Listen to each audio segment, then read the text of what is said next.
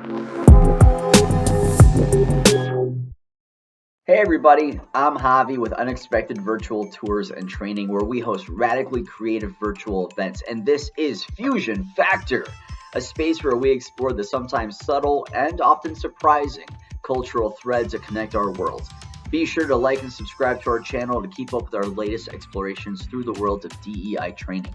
Today we're delving into the vibrant soundscape of Afro Cuban music, a perfect example of the fusion factor. Afro Cuban music is a dance-evoking genre that was first popularized in America by Desi Arnaz in the 1950s, but that has a rich history dating much further back in time.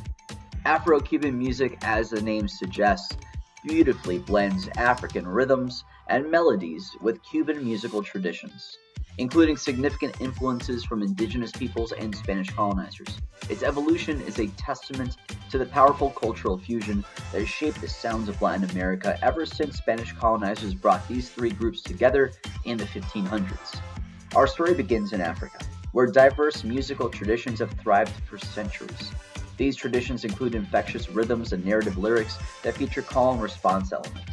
The enslaved Africans trafficked to Cuba by Spanish colonizers carried their rich musical heritage with them. Dance-inducing rhythms, string and percussion instruments, and performance practices all came to the Americas with this group. This African influence is the foundation of Afro-Cuban music, particularly the use of drums and percussion instruments. Now let's explore how these African traditions merged with Spanish music. In Cuba, the enslaved African encountered Spanish music, which was dominant due to colonial rule. Over time, the blending of African rhythms with Spanish guitar melodies and European harmonic structures gave birth to new musical forms. One of the earliest and most influential of these forms is the rumba, characterized by its syncopated rhythms and those traditional African call and response vocals we mentioned a moment ago. An often overlooked but crucial influence on Afro-Cuban music comes from the indigenous peoples of Cuba. The Taino People, for instance, contributed their own musical traditions, including the use of native instruments like the maracas and güiro. These instruments, along with indigenous rhythms and melodies, became a key part of Cuban music. Another key element of Afro-Cuban music is the incorporation of religious and ceremonial music from African traditions. The Yoruba people, for instance, brought their spiritual practices to Cuba, which evolved into Santería.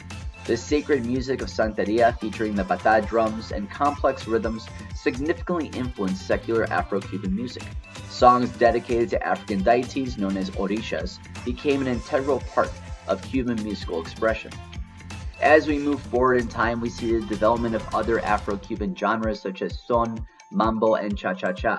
The son in particular became a foundational genre that influenced many other styles.